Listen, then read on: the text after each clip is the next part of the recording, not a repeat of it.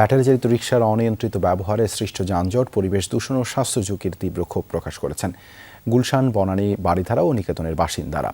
প্রশাসন কার্যকর পদক্ষেপ না নিলে আন্দোলন আরও জোরদার করার তাগিদ দিয়েছেন তারা। বিকেলে গুলশান ২ চত্বরে অবৈধ ব্যাটারি চালিত রিকশার দাপট, বিশৃঙ্খলা ও নিরাপত্তাহীনতার প্রতিবাদে এই গণজাগরণ সমাবেশ করেন এসব এলাকার বাসিন্দারা। এ সময় বক্তারা অভিযোগ করেন, শহরের যানবাহনের গতিসীমা প্রতি ঘন্টায় ৫ কিলোমিটারের নিচে নেমে আসায় বছরে $৩ বিলিয়ন আর্থিক ক্ষতি হচ্ছে।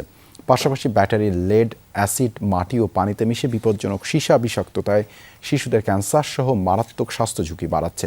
প্রশাসন আইন অমান্যকারীদের বিরুদ্ধে কেন ব্যবস্থা নিচ্ছে না তা নিয়ে প্রশ্ন তোলার পাশাপাশি চালকদের তৈরি পোশাক খাত বা ড্রাইভিং পেশায় বিকল্প কর্মসংস্থানের প্রস্তাব দেওয়া হয়। ৫ দফা দাবি আদায় না হওয়া পর্যন্ত রাজপথে থেকে আন্দোলন চালিয়ে যাওয়ার ঘোষণা দেন বাসিন্দারা।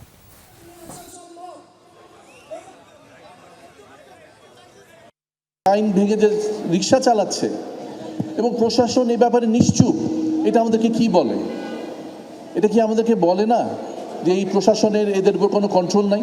রিক্সার মালিক তারা কারা, তাদেরকে খুঁজে বের করে তাদেরকে আইনের আওতায় এনে এই রিক্সাগুলো নিয়ন্ত্রণ করা খুবই জরুরি। আমরা এই এলাকাতে ট্যাক্স ঠিক মতো দেই, আইন ঠিক মতো মানি, সমস্ত কিছু মানি, আর আমাদের এলাকাতে ট্যাক্সবিহীন কেন রিক্সা চলবে? আমরা চাই নিরাপদ সড়ক এবং সুশৃঙ্খল সড়ক।